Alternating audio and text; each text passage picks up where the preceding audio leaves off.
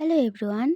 आज हम एक और नया वांगजियान वन शॉट एफएफ सुनेंगे। इस वन शॉट एफएफ का नाम है आई हेट यू बॉडीगार्ड। यहाँ पर एज यूजुअल लैंचा टॉप एंड वेइंग बॉटम होने वाला है। सो चलिए हम सीधे स्टोरी पे बढ़ते हैं। एक बड़े से अपार्टमेंट के अंदर एक आलीशान से सोफे पर बैठा वेइंग अपने सामने लाइन से खड़ा 5 शार्टलेस बॉडीगार्ड की तरफ बड़े गौर से देखे जा रहा था। तभी एक टाइम पे एक नटखट सा नोटी वाला स्माइल के साथ उठ खड़ा होकर एक एक बॉडीगार्ड के मास्कुलिन सीने पर उंगली से प्रेस करते हुए एक एक जजमेंट भरी फेस एक्सप्रेशन देते हुए आगे बढ़ते बढ़ते बेइंग एरोगेंटली बोलता है, तुम में से एक भी मेरे पसंद का नहीं हो। मेरा बॉडीगार्ड होने के लिए और थोड़ा ज़्यादा मस्कुलिन एंड और थोड़ा ज़्यादा लंबा होना पड़ेगा, पर क्या कर सकते हैं। बस पेइंग ने इतना ही बोला था, तभी अपार्टमेंट का मेन डोर खोलकर अंदर घुसता है वेरी कूल मस्कुलिन लंबा चौड़ा मोस्ट हैंडसम मैन लान वांगजी। वो आगे आकर एकदम बेंग के सामने खड़ा हो जाता है। वांगजी शर्टलेस नहीं हुआ था। वो एक black shirt, black jacket and black pant पहना हुआ था। उस ऑल ब्लैक ड्रेसअप में वांगजी का हैंडसमनेस उस रूम के अंदर मिरर में पड़े लाइट रिफ्लेक्शन की तरह झलक रहा था। बेइंग वांगजी के तरफ मस्मराइज होकर कुछ देर तक बिना पलके झपकाए देखने के बाद अचानक अपने आप को संभाल कर अपने वही एरोगेंट वॉइस में वांगजी से बोलता है, तुम कौन हो जो ऐसे हीरो के जैसे अंदर घुसाए? आने से पहले परमिशन मांगने का जरूरत नहीं समझा? क्या अपने आप को इस घर का ओनर समझते हो? द बॉसी ऑरा के साथ स्ट्रांगली स्ट्रेट खड़ा वांगजी इस बात को सुनकर फॉर्मल नो इमोशन वॉइस में बोलता है, सॉरी यंग मास्टर, मैं आगे से इस चीज़ का ध्यान रखूंगा। आपके डैड ने मुझे यहाँ आपके बॉडीगार्ड कैंडिडेट के तौर पर भेजा है। मेरा नाम हंगुंजुन है। मेरा हाइट 9 फीट एंड सीने का चौड़ाई। वांगजी ने बस इतना सा ही बोला था, तभी बेइंग रोकते हुए बोलता है, ठीक है, अपना शो अप बंद करो और सिर्फ खोखले शरीर से काम नहीं बनेगा। बॉडीगार्ड बनने के लिए कुछ खूबियाँ होना चाहिए, जिसके लिए एक हार्ड ट्रेनिंग से गुजरना पड़ता है। पर तुम्हारे फेयर स्किन और इस हीरोइक गुड लुक को देखकर तो ऐसा बिल्कुल भी नहीं लग रहा है कि तुमने इनमें से कुछ भी किया है। सो मेरे बॉडीगार्ड होने के बारे में भूल जाओ। अगर इनकार ना हो तो मैं तुमको मेरा बॉयफ्रेंड जरूर बना सकता हूँ। इतना सुनकर ही वांगची 2 कदम पीछे हटके अपने वही प्रोफेशनल नो इमोशन वॉइस में बोलता है, मैं सिर्फ और सिर्फ बॉडीगार्ड के तौर पर ही यहाँ आया हूँ।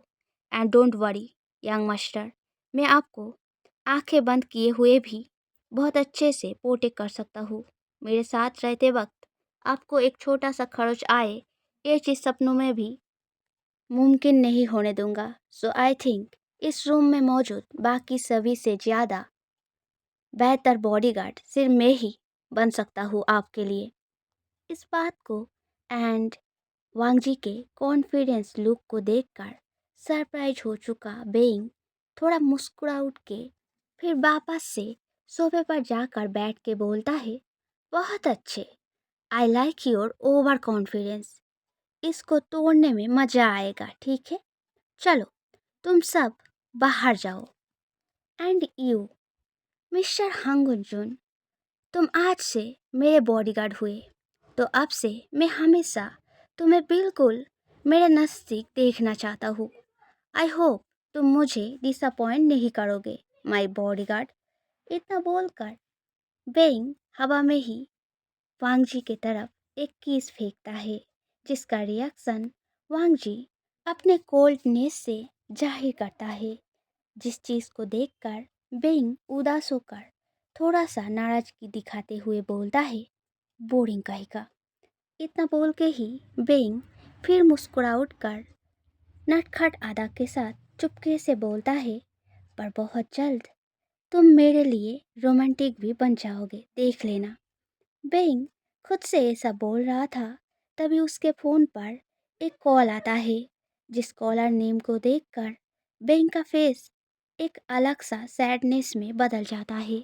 बेंग कॉल को रिसीव करके फ़ोन को कान में पकड़कर उदासी भरी वॉइस में बोलता है, हाँ बोलिए।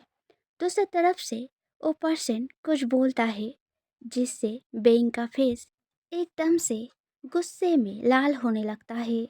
वो फ़ोन को कान से हटाकर होठों के आगे पकड़ के बड़े जोर का वॉइस में बोलता है, मैंने बॉडीगार्ड चूज कर लिया है, तो ऐसे लेक्चर झाड़ने की कोई ज़रूरत नहीं है। मुझे पता है आप मेरे लिए कितना फिक्र करते हैं, तो ऐसे नाटक करने की कोई ज़रूरत नहीं। बात अनुसार मेरे अकाउंट में 15 मिलियन भेज दीजिए, वरना आपको पता है मैं कैसे ओबीडियंट चाइल्ड से डिसोबीडियंट बन सकता हूँ। तब शायद आपका परेशानी थोड़ा ज़्यादा ही बढ़ जाएगा, और आपके प्यारे बेटी म्यामा का भी।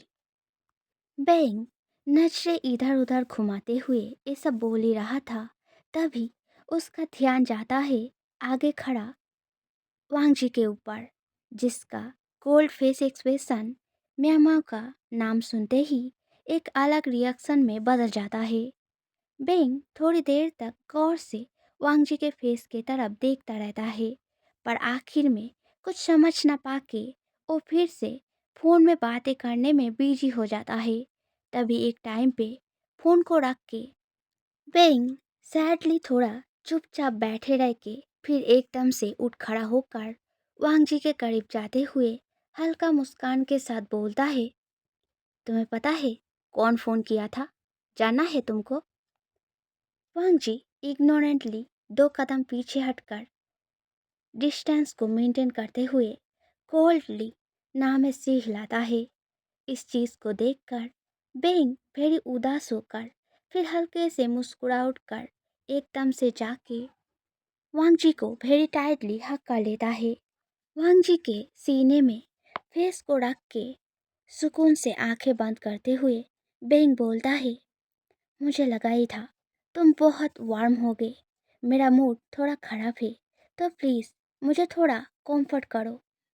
बेंग ने बस इतना ही बोला था, तभी वांगजी एकदम से बेंग के हगिंग हाथों को खुद से छुड़ाकर थोड़ा दूर हटा के वेरी सीरियस प्रोफेशनल वॉइस में बोलता है, ये मेरे काम के दायरे में नहीं पड़ता, तो मैं ऐसा कुछ नहीं कर सकता, सॉरी। इस बात को सुनकर बेंग पाउट करते हुए बोलता है, बकवास कहीं का, बस हागी तो करने को बोल रहा था, मुझे किस तो करने को नहीं बोला ना, जो ऐसे इतर रहे हो। तुम्हें क्या लगता है मैं तुम्हारे गुड लुक पर लट्टू हूँ?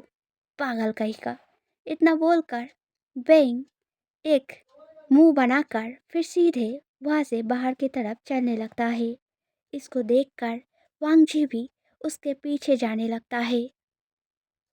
लिफ्ट में घुस के बेंग बटन दबाने जा रहा था, तभी वांगजी अंदर घुस के बेंग के पास जाके खड़ा हो जाता है। इस चीज़ को देखकर बेंग एक गहरा सांस लेकर बोलता है, शायद मेरा डिसीजन गलत था, कितना एनोइंग है। इतना बोलकर बेंग नखरा दिखाते हुए अपने जगह पर चुपचाप खड़े होकर एरोगेंट वॉइस में बोलता है, चुपचाप खड़े ना रह के जाकर बटन प्रेस करो, एकदम नीचे जाना है।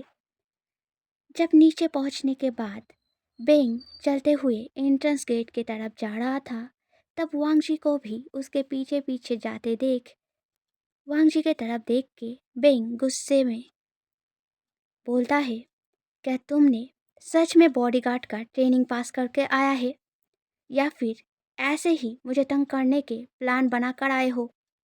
ऐसे मेरे पीछे ना आकर जाओ जाके पार्किंग एरिया से मेरा कार लेकर आओ, बेवकूफ़।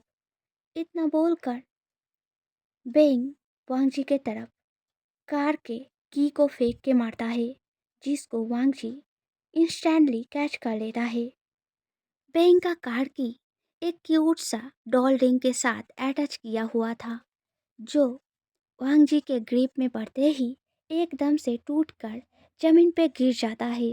इस चीज को देखते ही बेंग एकदम से पैनिक करके जमीन से उस टूटे हुए पुतले को हाथ में उठाकर रोते हुए वॉइस में बोलता है, मेरी कुट्टू को तोड़ दिया, कितना बेरहम हो तुम, ऐसे कौन पकड़ता है, उसको कितना दर्द हुआ होगा, हार्टलेस कहीं का, तुम में सेंस नहीं है क्या। ये सब बोलते हुए बेंग वांग जी की तरफ देखते ही उसे दिखता है वांग जी के फेस पर एक हल्का स्माइल है, जो बेंग को उसके ओर देखते देख एकदम से फ्रेड होकर सीरियसनेस में बदल जाता है। वांग जी एक बार हल्के से बो करके सॉरी इतना बोलकर सीधे पीछे मुड़कर पार्किंग एरिया की तरफ चला जाता है। कार में ड्राइव करते वक्त वांग जी फ्रंट मिरर से नोटिस करता है बेंग गुस्से भरे टियारी आंखों से उसके ओर ही देख रहा है। इस चीज को देखकर वांग जी मन में कुछ सोचकर एक डेविल मुस्कान के साथ बोलता है, मे आई नो यंग मास्टर, हम कहाँ जा रहे हैं। इस बात को सुनकर बेंग गुस्से में मुंह फुलाकर बोलता है, जहन्नम में। थोड़ी देर बाद क्लब में पहुंचकर अपने कुछ दोस्तों को देखकर बेंग बड़े खुश होकर लगभग दौड़ते हुए ही उस पर्सन को जाकर गले लगाते हुए क्यूटली बोलता है, मैं बेस्टू, मैंने तुझे कितने दिन नहीं देखा, पता है मैंने तुझको कितना मिस किया। इस बात को सुनकर बेंग का ओ बेस्टू जिसको उसने हक किए रखा था, ओ बेंग को हक करते हुए क्राइंग नाराज की भरी वॉइस में बोलता है, अगर इतना ही मिस किया तो मुझे एक भी कॉल क्यों नहीं किया। इवन मैंने जब कॉल किया उसको भी रिसीव नहीं किया। पता है मुझे कितना चिंता हो रहा था, मैंने तो सोचा था तेरे जालिम डैड ने तुझे शायद कहीं गायब कर दिया है। इस बात को सुनकर बेंग मुस्कुरा उठ के बोलता है, अभी भी वो उतने जालिम नहीं हुए हैं, और वैसे भी अपने लाडली बेटी म्यामा को छोड़कर वो मेरे बारे में इतना क्यों सोचेंगे, वो अपने हैप्पी फैमिली में बहुत बिजी है इतना बोलकर ही बेंग उसके बेस्टू को आंखों से कुछ इशारा करता है, जिसके बाद ही दोनों बहुत जोर जोर से मुस्कुरा उठता है। तभी एक टाइम पर बेंग उसके बेस्टू के हाथ में पकड़ा वो वाइन का ग्लास लेकर वही नटखट वॉइस में उसके आंखों की तरफ देखकर बोलता है, क्या ये शराब मेरे गांव में पी रहा था, पर मुझे तो रेड वाइन पसंद है, तो मेरे गम में अपने पसंद का वाइन पी रहा है, भला एक ऐसा गम हुआ नेने। इस बात को सुनते ही ने हुसन हड़बड़ाकर कटे कटे वॉइस में एक्सप्लेन करते हुए बोलता है, अरे नहीं बेबे, मैं सच बोल रहा हूँ, मैं तुझे लेकर बहुत ज़्यादा टेंस था, पर तुझे पता है ना मुझे रेड वाइन का टेस्ट उतना पसंद नहीं है, इसलिए गम में भी उसको पीना। ने हुसन ने बस इतना बोला था, तभी बेइंग ने हुसन के कंधे पर हाथ रख के उसे साइड से हक करते हुए बोलता है, ठीक है, मुझे पता है तो कितना नौटंकी है, चल वहाँ पर जाकर बैठते हैं। इतना बोलकर बेइंग ने हुसन को वैसे कंधे से पकड़े हुए ही एक तरफ के टेबल की तरफ जाता है, जो एरिया थोड़ा खाली था एंड आसपास उतना लोग नहीं था। बेंग एंड नेहोसन के पीछे पीछे वांगजी भी उस तरफ जाने लगता है। तभी नेहोसन कॉन्फ्यूज होकर वांगजी के तरफ एक बार देख के फिर बेंग से बोलता है, अरे ये कौन है, तेरा बॉयफ्रेंड है क्या, कब से हमारे तरफ घूरे जा रहा है, शायद तेरे मेरे फ्रेंडशिप को शक कर रहा है। इस बात को सुनकर बेंग कैजुअली एक बार वांगजी की तरफ देख के फिर वेरी एरोगेंटली बोलता है, बॉडीगार्ड है मेरा, डैड ने जबरदस्ती चिपकाया है, बदले में 15 मिलियन दे रहा था, इसलिए मैं मान गया, तो उस पर ज़्यादा ध्यान मत दे।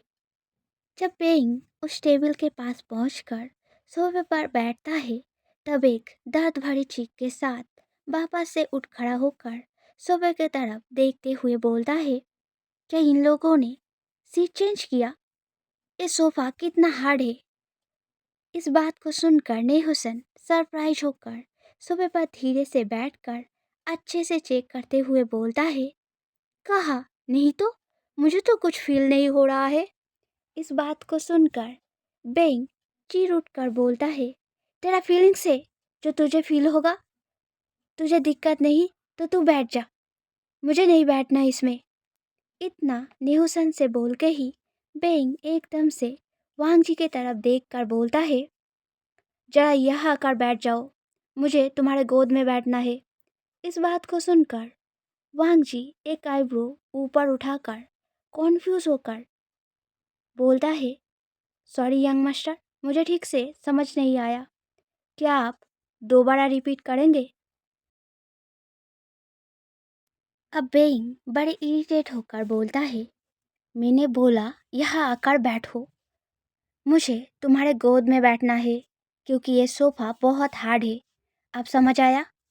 जल्दी करो अब, खड़े खड़े मेरा पैर दुख रहा है। अब ये मत बोलना प्लीज़ कि ये तुम्हारे काम के दायरे में नहीं पड़ता।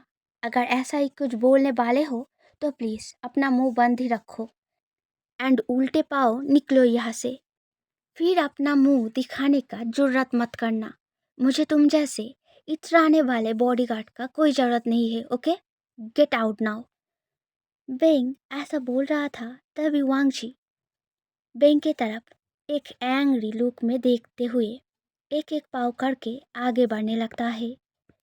वांगची का चलने का स्टाइल एंड फेस का एक्सप्रेशन देखकर लग रहा था कि पास आते ही वो बेइंग को एक जोर का थप्पड़ मारेगा ताकि बेइंग को उसके बदतमीज बर्तावों का एक अच्छा खासा सबक मिले, जिससे उसे हमेशा के लिए पता चल जाए कि लन वांगजी आखिर कौन है। इसलिए वांगजी के इस आगे बढ़ते चलने के तरीकों को देखकर बेंग घबराते हुए पीछे हटते हटते कपकपाते वॉइस में बोलता है, क्या कर रहे हो तुम?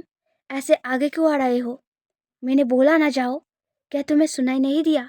देखो, अगर तुमने कुछ उल्टा सीधा।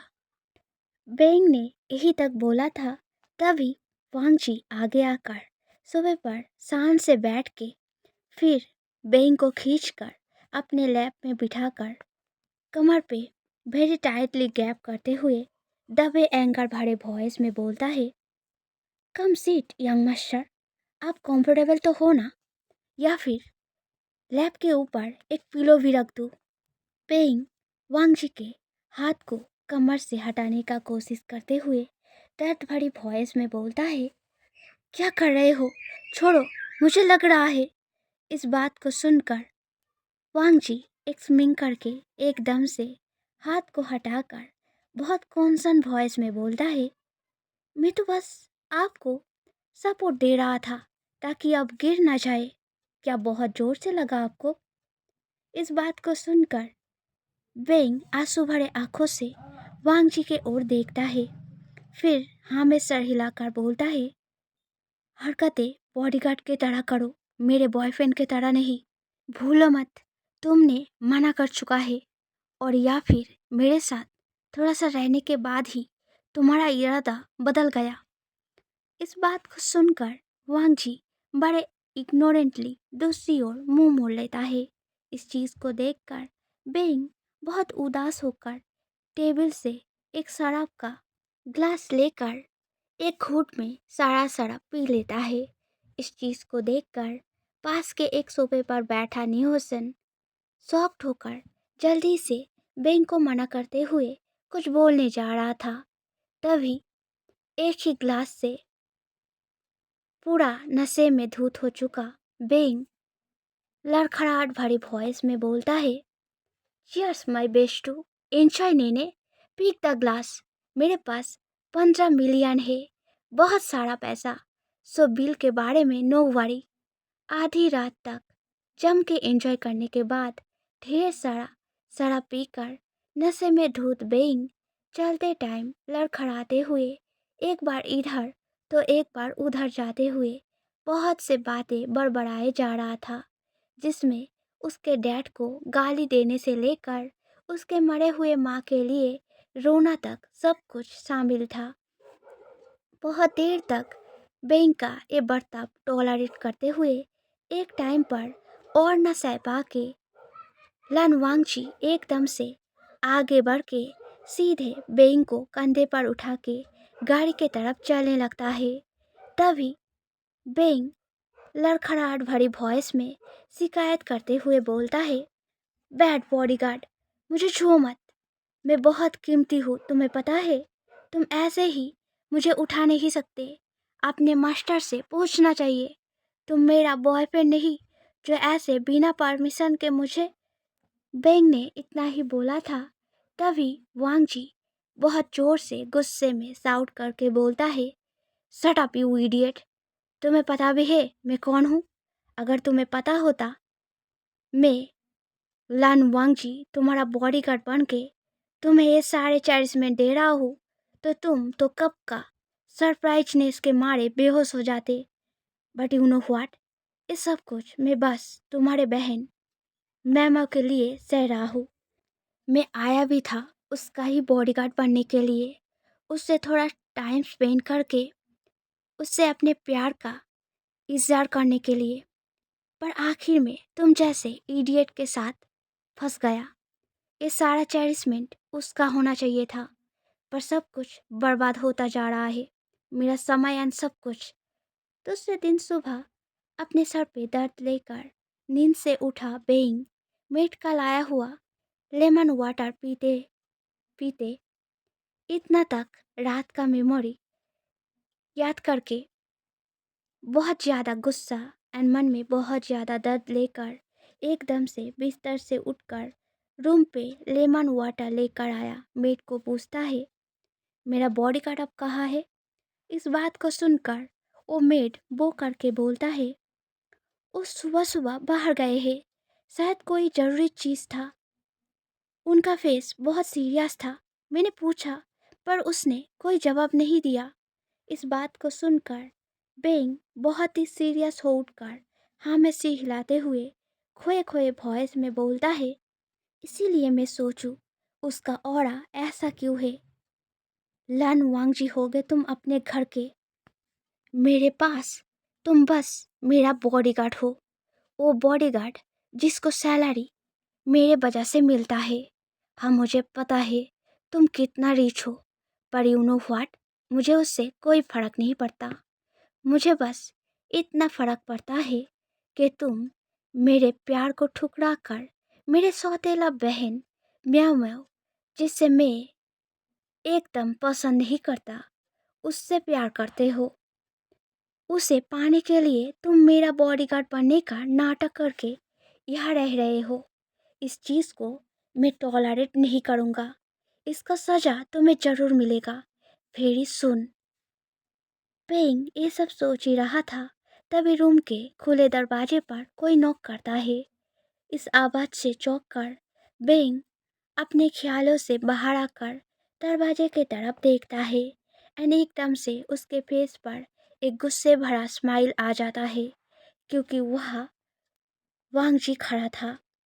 वांगजी पेंग को उसके ओर ऐसे देखते देख हल्के से सिर झुकाकर वो करके वही अपने सीरियस ओनरशिप वाले वॉइस में बोलता है, क्या आज भी आपको कहीं जाना है यंग मास्टर? अगर नहीं तो मैं जरा।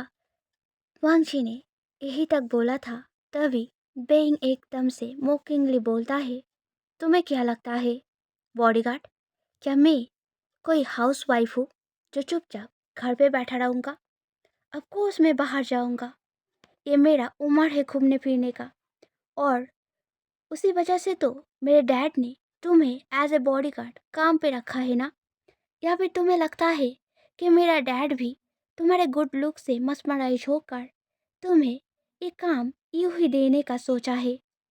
प्लीज़ आइंदा से ऐसा उल्टा सीधा बात मत करना।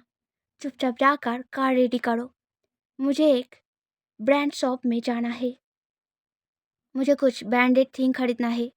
इज़ वेरी अर्जेंट, सो थोड़ा जल्दी करो। इस बात को सुनकर वांग जी अपने अंदर के पैदा होते गुस्से को अंदर ही दबा कर रख के चुपचाप वहाँ से चला जाता है।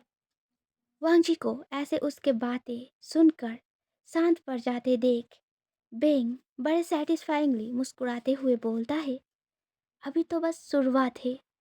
ये सब तब तक चलता रहेगा जब तक तुम अपनी मर्जी से काम छोड़कर ना चले जाते। अगर मेरा बस चलता तो मैं खुद से ही तुमको अभी के अभी फायर कर देता, पर वैसे में मेरा कमीना डैड उनका 15 मिलियन वापस ले लेंगे और वो मैं नहीं चाहता। सो जितना झेलना है झेलो और निकलो मेरे जिंदगी से। पेंग जब तैयार होके अपार्टमेंट से बाहर आके ऑलरेडी सामने पार्क करके रखा अपने कार के बैक सीट पर बैठता है, तब ड्राइवर के पास वाले पैसेंजर सीट के ओर से कुछ कुत्ते जैसे आवाज को सुनकर बेंग बहुत ही कॉन्फ्यूज होकर ड्राइवर सीट पे बैठा वांग जी से पूछता है, एक कुत्ता कहाँ से आया? क्या तुमने लाया है इसको? इस बात को सुनकर वांग जी थोड़ा चिड़चिड़ा वॉइस में जितना हो सके शांत रहते हुए बोलता है, मेरे ग्रैंड माँ का डॉग है, ओ इससे बहुत प्यार करता है। आज उनका चेकअप डे है, सो वो आज पूरा दिन हॉस्पिटल में रहेंगे, इसीलिए आज मुझे इसका देखभाल करना पड़ेगा।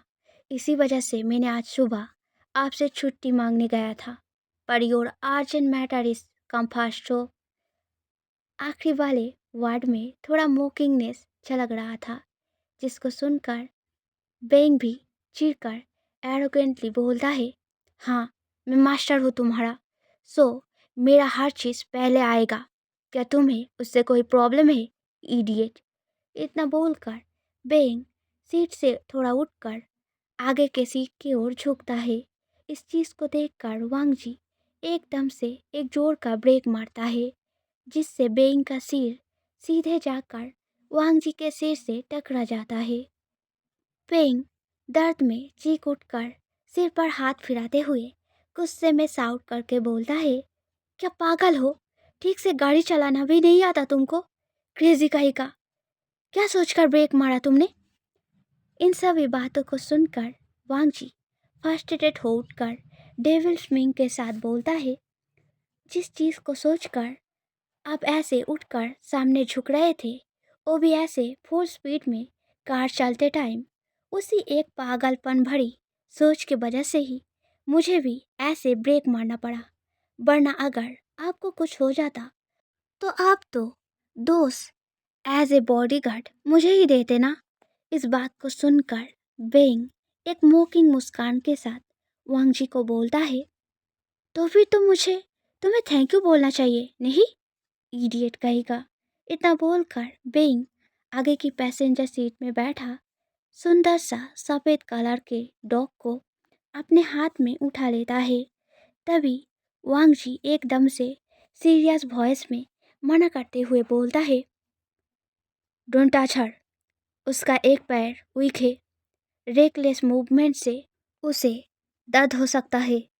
इस बात को सुनकर बेंग वेरी कैजुअली उस डॉग को गोद में लेकर ही बैक सीट में बैठते हुए इग्नोरेंट वॉइस में बोलता है, मुझे मत सिखाओ, तुमसे तो लाखों गुना बेहतर ही हूँ मैं। पता नहीं तुम्हारे ग्रैंडमा ने क्या सोचकर तुम्हें इस डॉगी का जिम्मेदारी दे दिया। वैसे किस पैर में प्रॉब्लम है इसको? क्या नाम है इसका?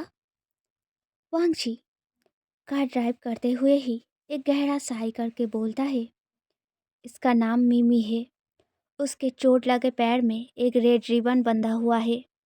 इस बात को सुनकर बेइंग बहुत सॉफ्ट एंड ऑब्जर्विंग लुक में गोद में लिया डॉगी के ओर देखते हुए खोए खोए वॉइस में बोलता है, क्या ये एक ड्रेन होल में गिर गया था, उसके बाद से ही इसका पैर ऐसा है क्या? इस बात को सुनकर अब वांग जी थोड़ा इरिटेटिंगली हाँ बोल के फिर बेइंग को अब थोड़ा चुप करने के लिए कुछ बोलने जाता है, पर तभी बिंग उस डॉगी को बड़े टाइट हग करते हुए दर्द भरी क्राइंग वॉइस में बोलता है, क्या तुमने मुझे पहचाना नहीं मिमी? क्या सबकी तरह तुम भी मुझे भूल गए? तुम्हारे पैर में रस्सी जकड़ गया था। मैंने तुम्हें बोला था ना, थोड़ी देर रुक जाओ, मैं एक कैंची लेकर आता हूँ।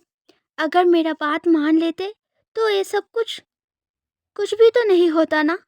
क्या तुम्हारे पैर में बहुत दर्द है? क्या तुम्हारा पैर कभी ठीक नहीं होगा? बेंग के इस अलग बर्ताव को देखकर पूरी तरह शॉक्ड वांगची अपने गले को थोड़ा खड़ास कर फिर इंटरफेयर करते हुए बोलता है, उसके पैर का इलाज चल रहा है, वो बहुत जल्द ठीक हो जाएगा। वैसे तुमको कैसे पता कि ये ड्रेन होल में गिर गया था? क्या उस दिन वह तुम भी? वांग जी ने इतना सा बोला था, तभी बेंग जल्दी से अपने आंखों के आंसुओं को पोंछकर विंडो के तरफ मुंह घुमाकर एरोगेंटली बोलता है, अपने काम से काम रखो, मेरी तरफ ना देख के ड्राइविंग पर ध्यान दो। इस बात को सुनकर वांग जी एकदम से बहुत गुस्सा होकर अपना फेस आगे घुमा लेता है। स्टीयरिंग पर रखे वांग जी का हाथ ना जाने क्यों गुस्से में क्लिंच होके उठता है। शॉप पर पहुंचकर जब वांग जी अपने काम के तरीके अनुसार बैक सीट का दरवाजा खोलता है, तब बेंग उस डॉग को गोद में लेकर ही कार से उतर रहा है देखकर वांग जी बेंग को रोकते हुए बोलता है, यंग मास्टर, अंदर डॉग अलाउ नहीं है। इस बात को सुनकर बेंग वही एरोगेंट वॉइस में बोलता है, मुझे पता है। बस इतना सा बोलकर ही बेंग उस डॉग को लेकर ही शॉपिंग मॉल के ओर चलते हुए वेरी लविंग वॉइस में उस डॉग से बोलने लगता है, तुम्हें पता है मिमी, पहले मैं हमेशा अपने मॉम के साथ ऐसा शॉपिंग करने आता था, पर उनके चले जाने के बाद सभी ने मुझे अकेला कर दिया। आज बहुत दिनों बाद फिर से मैं किसी के साथ शॉपिंग करूँगा। तुम मुझे चूज़ करने में मदद करना, ठीक है? तुम जिस पर ही पैर रखोगे मैं उसी को लूँगा, तो अपना पैर थोड़ा सोच समझ कर रखना, ओके माय लवली मिमी।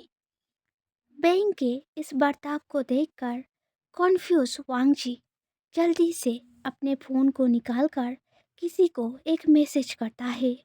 फिर बेंग के पीछे शॉपिंग मॉल की तरफ चला जाता है। शॉप के अंदर घुसते टाइम एंट्रेंस के पास खड़ा गार्ड बेंग के सामने हाथ गार्ड करते हुए बोलता है, सॉरी सर, पर आप इस कुत्ते को लेकर अंदर नहीं जा सकते। इस बात को सुनकर बेंग ग्लेयर करके उस गार्ड के ओर देखकर फिर एंग्रीली बोलता है, तुम्हें लगता है तुम मुझे नियम बोलने का हैसियत रखते हो? चुपचाप जाकर अपने मैनेजर को बुलाकर ले आओ। इस बात एंड बेइंग के ग्लेयरिंग लुक को देखकर गार्ड थोड़ा घबरा कर जल्दी से अंदर मैनेजर को बुलाने चला जाता है। मैनेजर इंटरेस्ट पर आने के बाद बेइंग वेरी कैजुअल वॉइस में बोलता है, मुझे मेरे प्यारे डॉग मिमी के साथ शॉपिंग करना है। क्या आपको इससे कोई प्रॉब्लम है?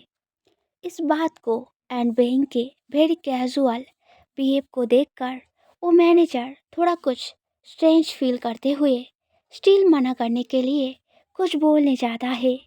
तभी बेंग के पीछे खड़ा वांगची थोड़ा गले को खड़ासता है, जिससे मैनेजर का ध्यान एंड नज़र दोनों ही वांगची के ऊपर पड़ता है। गौर से देखने पर बॉडीगार्ड अटायर में और कोई नहीं, इसी शॉप का रियल मालिक लन वांगची को देखकर मैनेजर का गला सूख जाता है। मैनेजर एकदम से माफ़ी मांगते हुए अनगिनत बार वो करते हुए बोलता है, माफ़ कर दीजिए सर, हमसे गलती हो गया, हमने आपको पहचाना नहीं इसलिए। मैनेजर ये सब बोल रहा था, तभी बेइंग सरप्राइज वॉइस में बोलता है, ठीक है कोई बात नहीं, अब बस मुझे ये बता दीजिए कि मैं मेरे मिमी को लेकर अंदर जा सकता हूँ कि नहीं। इस बात को सुनकर मैनेजर एकदम से सर्वेंट के जैसा हाथों से रास्ता दिखाते हुए हैप्पीली वेलकमिंग वॉइस में बोलता है, प्लीज़ सर, प्लीज़ अंदर आइए। अगर आपको ऐतराज ना हो तो मैं आपको पूरा शॉप घुमा कर दिखाना चाहूँगा। इस बात को सुनकर बेइंग एकदम से मना करते हुए बोलता है, नहीं, बिल्कुल नहीं। मैं सिर्फ मेरे प्यारे डॉगी मिमी के साथ शॉपिंग करूँगा। मुझे और दूसरा कोई नहीं चाहिए। इतना बोलकर ही बेइंग अपने गोद में लिया डॉगी को क्यूटली कुछ बोलते हुए शॉपिंग मॉल के अंदर कपड़ों के सेक्शन की तरफ चला जाता है। बेइंग के चले जाने के बाद मैनेजर नीचे बैठकर खड़ा हुआ वांग जी के पैर को टाइटली पकड़ के गिड़गिड़ाते हुए बोलता है, आई एम सॉरी मास्टर, आगे से ऐसा नहीं होगा। सच में हमें पता नहीं था आप आने वाले हो, वरना हम कभी भी। वांगची अपने पैर को झटक कर मैनेजर को हटा के एनॉयड होते हुए बोलता है, ओके ओके आई नो, अब ये सब नाटक बंद करो। उस लड़के के आगे अपना ये सब बर्ताव संभाल के, उसको कुछ पता नहीं चलना चाहिए, वरना तुम्हें पता है ना तुम्हारे साथ क्या होगा। सो बी क्वाइट, ओके। इतना बोलकर वांगची बेंग के गए हुए जगह के तरफ चले जाता है। वहाँ पहुँचकर वांगजी बेंग के क्यूट बर्तावों एंड अपने ही धुन में खोकर वांगजी का प्यारा डॉगी, जो असल में वांगजी के मर चुके माँ पापा के द्वारा गिफ्ट किया हुआ उनका बहुत प्यारा प्रीसियस पेट था, जिस पर वांगजी अपना जान छिड़कता था, उसके साथ वैसे लविंगली बातें करते हुए देखकर वांगजी बहुत ही मस्मराइज हो जाता है। उनका आंखें थम जाता है बेंग के फेस एंड होठों के ऊपर, जहाँ पर एक ब्यूटीफुल सा स्माइल हर मिनट में थोड़ा और बढ़ रहा था। वांगजी के आगे खड़ा ए पर्सन असल में वही नक्चरी घमंडी नखरे वाला बेंग है, जिसको वांगजी इन पिछले कुछ दिनों में देखा है। ये खुद वांगजी को भी विश्वास नहीं हो रहा था। तो फिर क्या वांगजी ने इस पर्सन को गलत पहचाना था? क्या बेइंग का असली पहचान ये है? अगर ऐसा है तो बेइंग हमेशा उस तरह बर्ताव क्यों करता है? ऐसे कभी क्यों पेश नहीं आता? क्या इसके पीछे कोई वजह है या फिर? वांगजी ये सब सोच रहा था, तभी बेइंग के गुस्से में साउट करने का आवाज़ सुनकर वांगजी का थॉट टूट जाता है। आगे के ओर ध्यान से देखते ही वांगजी को दिखता है आगे खड़ा म्यामा को बेइंग बहुत बुरी तरह साउट करते हुए डांट रहा है। इस चीज़ को देखकर वांगजी जल्दी से आगे बढ़ के म्यामा के आगे खड़ा होकर बेइंग से वेरी स्ट्रिक्टली बोलता है, प्लीज़ यंग मास्टर, अपने आप को संभालिए। पब्लिक में ऐसे चीखना चिल्लाना, वो भी अपने बहन पर, इससे आपके फैमिली के इमेज पर बुरा असर पड़ेगा। इस बात को सुनकर पेंग अपने बड़े बड़े सुंदर से आंखों से वांगजी के तरफ देखता है। बेंग के आंखों में आंसू के साथ कुछ हाइडेन बातें था, जिसको समझने के लिए वांगजी बेंग के आंखों के ओर बड़े गौर से देखने जाता है। तभी बेंग अपना नजरें नीचे झुकाकर दूसरी ओर मुड़ के अपने क्राइंग वॉइस को छुपाने के लिए और भी ज़्यादा एरोगेंटली साउट करके बोलता है, सेम टू यू। किसी के प्यार में कुत्ता बन रहे हो तो बनो, पर मेरे आगे तुम हिलाने मत आओ। मुझे दूसरों के कुत्तों को एडमायर करने का कोई शौक नहीं है। चलो मिमी, हम कहीं और चलते हैं।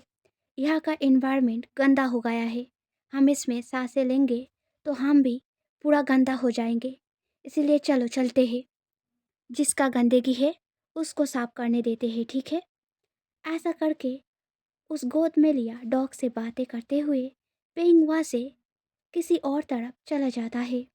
बेंग के चले जाने के बाद पीछे खड़ा म्याऊ म्याऊ वेरी क्यूट वॉइस में बोलती है, थैंक यू काका।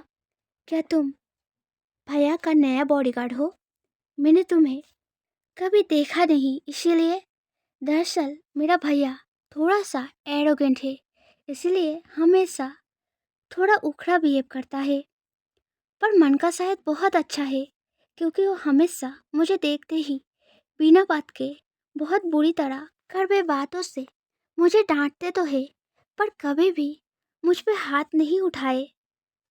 वांग जी, जो कि इस मैमव लड़की के ही प्यार में पड़कर यहाँ आया था, वो आज पहली बार फेस टू फेस म्याऊ का बर्ताव एंड बातें सुनकर ना जाने क्यों उन्हें बिल्कुल अच्छा नहीं लगा। उनके अंदर थोड़ा सा भी अटैचमेंट फील नहीं हुआ।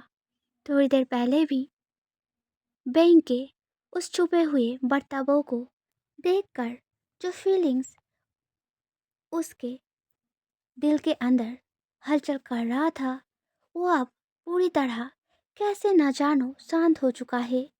म्यामाओ की बातें करने टाइम भी वांगची एक बार के लिए उसके फेस की ओर नहीं देखता। वो हर वक्त पीछे की तरफ, जिधर बेंग गया था, उस तरफ सिर घुमा घुमा कर देखे जा रहा था, जबकि उसको बेंग बिल्कुल भी नहीं दिख रहा था, क्योंकि बेंग वहाँ से भी कहीं और जा चुका था। मैं अपना बातें किए जा रहा था, तभी कुछ टाइम बीतने के बाद ही वांगजी वेरी कोल्ड वॉइस में बोलता है, सॉरी यंग मिस, मुझे अब जाना होगा। इतना बोलकर ही वांगजी बड़े तेजी से वहाँ से चले जाता है। म्याओ, जो कि वांगजी के हैंडसम लुक से इम्प्रेस होकर उसको रिझाने के लिए अपने इनोसेंस का पर्दा बिछाते हुए एक जाल बना रहा था। वो वांगजी को ऐसे जाल में फंसे बिना ही निकल जाते देख गुस्से में दांतों को पीसते हुए घमंड भरी वॉइस में बोलता है, मेरे सौतेले भैया का सब कुछ आखिर में मेरा ही होता है, क्योंकि मेरे होते हुए मेरे भैया का लोनलीनेस मैं कभी कम नहीं होने दूंगा। चाहे कुछ भी हो जाए, मेरे भैया का चैन हमेशा मेरे कंट्रोल में रहेगा। इतना बोलकर मैं एक एविल मुस्कान देकर वहाँ से पैर ठोकते हुए गुस्से में इतरा कर चला जाता है। वही दूसरी ओर वांगजी बैंक के पास वॉच कलेक्शन में पहुंचकर उसके उदास उतरा हुआ फेस को ना सह पा के अपने कुछ देर पहले के एक्शन को एक्सप्लेन करने के लिए कुछ बोलने जाता है, पर बेंग हर वक्त उसे इग्नोर करते हुए दूसरी जगह चले जा रहा था। इस चीज़ को देखकर एक टाइम पर वांगजी हार मानकर एकदम चुप कर जाता है। वो सिर्फ अपना ड्यूटी निभाते हुए बेंग के पीछे पीछे चल रहा था। तभी एक टाइम पर बेंग उसे बुलाते हुए बोलता है, बॉडीगार्ड, मुझे ये वाला सूट ट्राई करना है। इस बात को सुनकर वांगची हमें से हिलाकर फिर से चुपचाप जैसे खड़ा था वैसे ही खड़े हो जाता है। इस चीज़ को देखकर अब बेंग साउट करते हुए डांट लगाकर बोलता है, क्या हुआ, तुम्हें सुनाई नहीं दिया या ना सुनने का नाटक कर रहे हो? मैंने बोला मुझे ये शू ट्राई करना है। यहाँ आओ एंड मुझे ये शूज़ पहनाओ। ये बात सुनकर वांगजी बहुत ज़्यादा चौंक उठकर कोल्ड वॉइस में बोलता है, क्या आप मुझे बोल रहे हैं? इस बात को सुनकर बेंग फ्रस्ट्रेटिंगली बोलता है, कुछ देर पहले ही तुम किसी और के कुत्ता बनते फिर रहे थे, और यहाँ मैं, जिसका तुम असल में बॉडीगार्ड हो, उसके पैर पर सिर्फ जूता पहनाने को इतना झिझक रहे हो। आखिर तुम्हारा प्रॉब्लम क्या है? तुम एक काम करो, अगर तुम्हें इतना ही प्रॉब्लम हो रहा है तो प्लीज़ मेरे डैड के पास जाओ और उन्हें बोलो कि तुम मुझसे ज़्यादा उस म्यामाओ का बॉडीगार्ड बनना पसंद करोगे। वो अपने उस बेटी से बहुत प्यार करते हैं, तो तुम चिंता मत करो। तुम्हारे इस बात को सुनकर वो गुस्सा नहीं होंगे। वो सीधे बिना कोई एक्स्ट्रा क्वेश्चन के तुम्हें उसका बॉडीगार्ड बना लेंगे। तो प्लीज़ चले जाओ यहाँ से जल्दी। इस बात को सुनकर वांग जी एक गहरा सांस लेकर फिर आगे बढ़कर बेंग के दिखाए गए उस जूते को हाथ में लेके बेंग के आगे फ्लोर पे घुटनों के बल बैठ के उसके पैर में जूता पहनाने जाता है।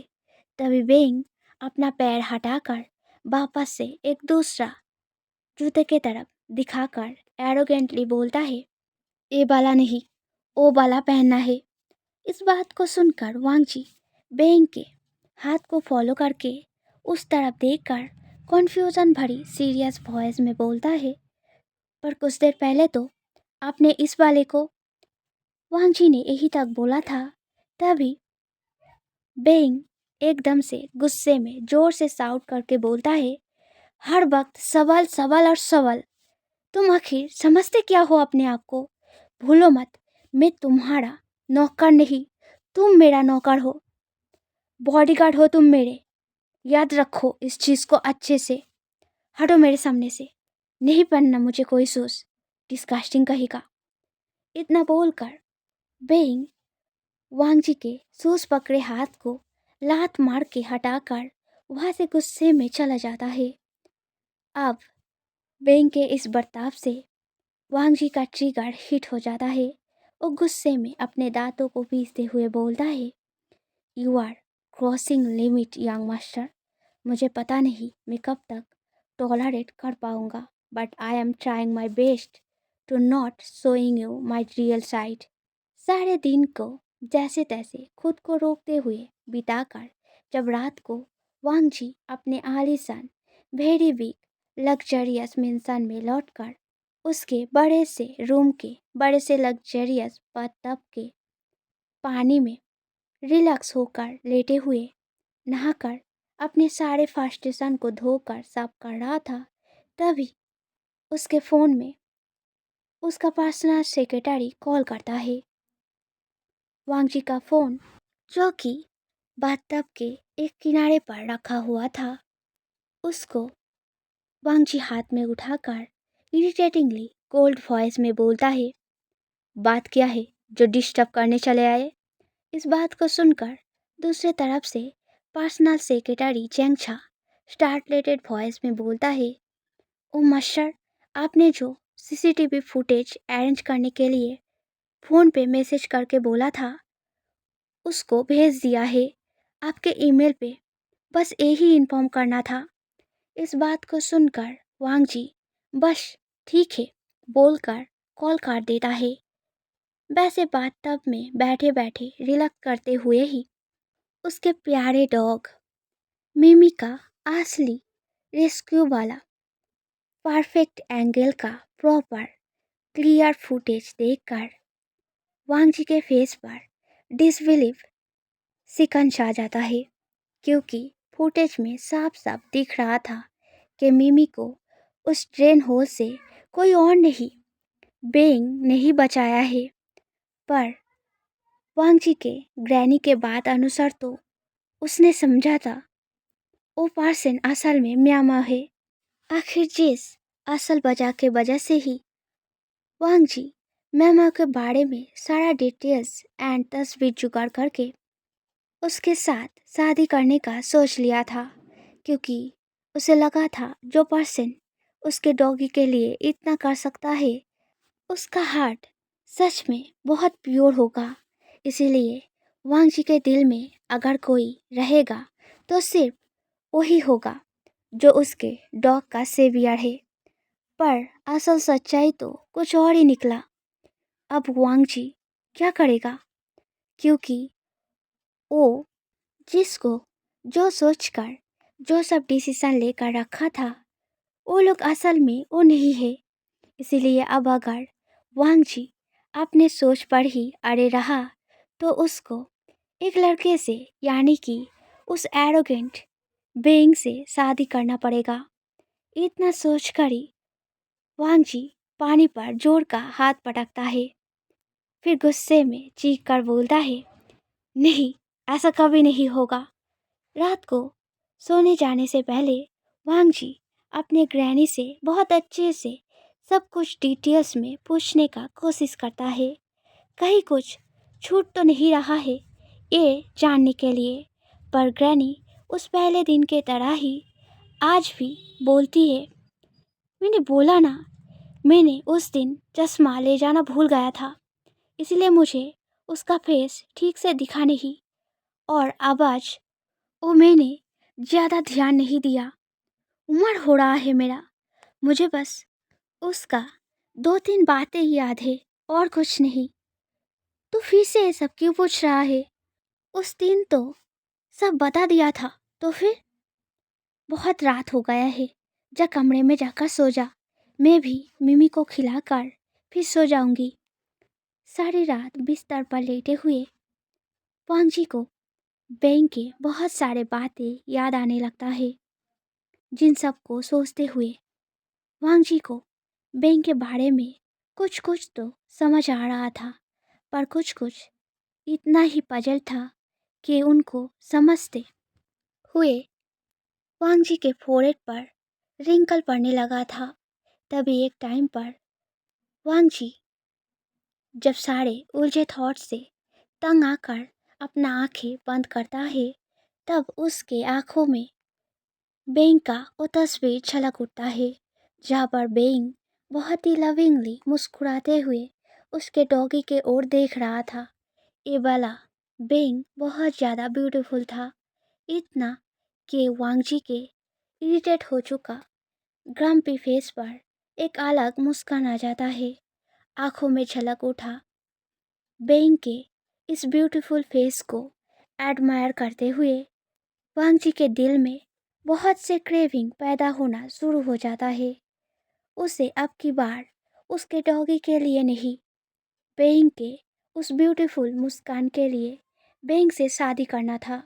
उसे बेंग को पाने का क्रेविंग होने लगा था।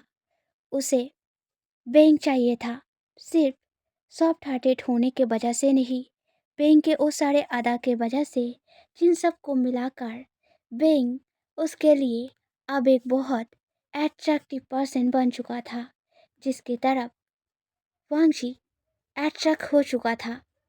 ऑलमोस्ट आधे जगे आधे सोए रात को बिताकर जब वांगजी सुबह सुबह तैयार होकर आज पहली बार एज ए बॉडीगार्ड आज वो बेंग के कितने करीब जा पाएगा, इसी सोच में डूबे हुए बेंग के अपार्टमेंट पहुंचता है, तब उसे दिखता है बेंग का अपार्टमेंट लॉक है। इस चीज़ को देखकर वांगजी बहुत शॉक्ड होकर पॉकेट से फ़ोन निकालकर बेंग को कॉल लगाता है, पर कॉल रिसीव नहीं होता। ऐसा लगातार बहुत बार होने के बाद वांगजी सीधे अपने पर्सनल सेक्रेटरी को फ़ोन करके बहुत ही फ्रस्ट्रेटिंगली ऑर्डर करते हुए बोलता है, अभी बेंग कहाँ है, किस हालत में है, क्या कर रहा है, मुझे पता करके बताओ। इतना कहकर वांगजी फ़ोन रख के सीधे अपने कार में बैठकर इस बिल्डिंग के असली ओनर से कुछ बात करने के लिए जाने वाला था, पर तभी वांगजी के फ़ोन पर एक अननोन नंबर से कॉल आता है। शायद कोई और टाइम होता तो वांगजी ऐसा कोई कॉल कभी रिसीव नहीं करता, पर आज बात कुछ अलग है। वो अननोन कॉल कोई अनजान ना होकर कोई और भी हो सकता है। इसी चीज़ को सोचकर वांगजी जल्दी से कॉल को रिसीव करके बड़े उतावले वॉइस में हेलो बोलता है, पर तभी दूसरे ओर से म्याऊ म्याऊ वेरी क्लेंजीली क्यूट वॉइस में बोलती है, हेलो बॉडीगार्ड, मैं म्यामा बोल रहा हूँ, तुम कब आओगे काम पे? दरअसल मुझे एक जगह जाना है, तो अगर तुम जल्दी आ जाते तो। इस बात को सुनकर बहुत कॉन्फ्यूज हो चुका वांगजी बहुत ही सीरियस इग्नोरेंट वॉइस में बोलता है, मैं ठीक से समझा नहीं, आप क्या बोलना चाहते हैं यंग मिस? इस बात को सुनकर दूसरे तरफ से म्याऊ म्याऊ वेरी शॉक्ड होकर बोलती है, क्या डैड या भैया किसी ने भी तुम्हें अब तक कुछ भी नहीं बताया? चलो ठीक है, मैं ही बोल देता हूँ। भैया ने तुम्हें आपसे मुझे दे दिया है। उन्होंने कहा है उन्हें तुम और नहीं चाहिए, और वैसे भी भैया दूसरे सिटी जा रहा है शादी करने एक अपाहिज रिच सीईओ से। पहले तो भैया तुम्हें बस मुझे रिटर्न देने आया था। पर जब डैड ने पैसा मांगा तब भैया चुप थे देखकर। जब डैड ने ये शर्त रखा एंड उसके साथ एज ए दहेज और भी कुछ पैसा देने का बात किया, तब भैया एकदम से राजी हो गए। मैंने भैया को बहुत रोकने का कोशिश किया, पर गगा, तुम्हें तो पता है वो मुझे बिल्कुल सह नहीं सकते। और पैसों के बारे में भैया हमेशा से ही ऐसा है, तो आखिरकार मैं कुछ भी नहीं कर पाया। इसीलिए आपसे तुम मेरा बॉडीगार्ड हो, तो प्लीज़। मैंने इतना ही बोला था। तभी वांगजी एकदम से बोलता है, मैं काम छोड़ रहा हूँ, तो मुझे और फ़ोन मत करना। इतना बोलकर ही वांगजी एकदम से कॉल काट देता है एंड फुल स्पीड में अपना कार ड्राइव करना शुरू कर देता है। वही दूसरी ओर अपने वेडिंग वेन्यू के ड्रेसिंग रूम के अंदर मिरर के आगे बैठा बेइंग बार बार आंखों में आते आंसुओं को पोंछते हुए खुद को डांट लगाकर बोलता है, क्या कर रहा है? मेकअप धुल जाएगा तो फिर तस्वीर एक भी अच्छा नहीं आएगा। कितने अच्छे घर में शादी हो रहा है, कितना रिच है वो लोग। अब से मुझे और मेरे डैड के पास से पैसा नहीं मांगना होगा। अब से डैड और मुझ पर जैसे चाहो वैसे रौब नहीं झाड़ पाएगा। और मेरा हस्बैंड तो अपाहिज है, तो अब से जो मैं चाहूँगा वही होगा। कोई मुझे कुछ भी बोलने नहीं आएगा। इतना बोलकर ही बेइंग अपने आंखों के आंसुओं को एकदम से पोंछकर फिर सामने ड्रेसिंग टेबल पे रखे फ्लावर बुके को लेकर उस रूम से बाहर चला जाता है। जब बेइंग फूलों के सजाए रास्ते से चलते हुए आगे दिखता व्हील चेयर पर बैठा अपना अपाहिज हस्बैंड, यानी कि एक बूढ़ा आदमी, और उस आदमी का दो तीन परिवार वालों के तरफ चलते हुए आगे बढ़ रहा था, तभी पीछे से कोई उसका हाथ पकड़कर एकदम से पीछे खींचता है। बेंग घबराकर स्टार्टलेट हो गया था, पर जब उसे दिखता है ये पर्सन और कोई नहीं वांग जी है, तब बेंग एकदम से गुस्से में चीख कर बोलता है, क्यों आए हो यहाँ? मैंने तो तुम्हें मेरे शादी का इनविटेशन नहीं दिया, तो फिर ऐसे बिन बुलाए मेहमान की तरह मुंह उठाकर यहाँ किस लिए आए हो? जितना मुझे पता है तुम्हारे प्यार म्यामाओ तो। बस बेइंग ने इतना बोला था, तभी वांग जी एकदम से बेइंग को कंधे में उठाकर वहाँ से चला जाता है। जब वांग जी बेइंग को लेकर एक रूम में पहुँचता है, तब बेइंग बहुत ही गुस्सा होकर वांग जी के ऊपर चिल्लाते हुए बोलता है, क्या तुम पागल हो गए हो? मैं तुम्हें मेहमान लग रहा हूँ क्या, जो ऐसे मुझे रूम में ले आए? तुम यहाँ आए क्यों? अच्छा खासा मेरा शादी हो रहा था, तुम उसमें टांग क्यों अड़ाए बोलो? तुम्हारा दिमाग तो सही है ना? तुम्हें जो चाहिए था तुम्हें तो वो मिल चुका है, फिर भी क्यों मेरे पास आए हो? जाहिर सी बात है, इस बार मेरे डैड ने तुम्हें यहाँ नहीं भेजा है, क्योंकि मैंने खुद। बेंग ने यही तक बोला था, तभी वांग जी बेंग को बिस्तर पे पुश करके फिर एकदम से उसके ऊपर आकर बेंग के चीन को टाइट से पकड़ के बोलता है, यू क्रॉस द लिमिट। अब मुझे मेरा असलियत दिखाना ही होगा। इसके बाद वांग जी और एक भी बात नहीं बोलता, वो बस बेंग के पूरे शरीर पर हंग्रीली किस करता रहता है। वांग जी के बहुत बुरी तरह के एंग्री भरी हंगर से बेंग के शरीर का एक एक हिस्सा तहस नहस हुआ जा रहा था, जिस वजह से बेंग दर्द में चीखे और रोए जा रहा था। बेंग वांग जी को उसे छोड़ देने के लिए बहुत सारे धमकियाँ दिए जा रहा था, पर वो सारे धमकियाँ तलान वांग जी के लिए कुछ भी नहीं था। वांग जी का मन जब तक नहीं भरता तब तक वांग जी किसी भी कीमत में बेंग को नहीं छोड़ता है। तभी एक टाइम पर मन भर जाने के बाद वांग जी बेंग के ऊपर से उठकर पूरी तरह मेसी हो चुका बेंग को अपने बाहों में जकड़ते हुए उसके पास लेटकर सिर पर प्यार से हाथ फिराते हुए बोलता है, बिलीव मी, मैं ऐसा कुछ नहीं करना चाहता था, पर तुम हो ही कुछ ऐसा जो मैं अपने आप को और रोक नहीं सका। प्लीज़ मुझे माफ़ कर देना my love. I just realise I love you too much being. इस बात को सुनकर अभी भी आंसू बहाता हुआ बेइंग रोते रोते दर्द भरी वॉइस में बोलता है, तुम बहुत बुरे हो। जब मैंने तुम्हें खुद से बोला था तब तुमने मना कर दिया, और अब ऐसे, मुझे अब ये सब नहीं चाहिए था। तुम क्यों आए अब? सब कुछ तो ठीक था। मेरा मेसी लाइफ थोड़ा सबर रहा था, तुम्हारे आने से सब बिगड़ गया। इस बात को सुनकर वांग जी बेंग के सर पे एक लविंग किस करके बोलता है, जो अब हुआ है वही सही है।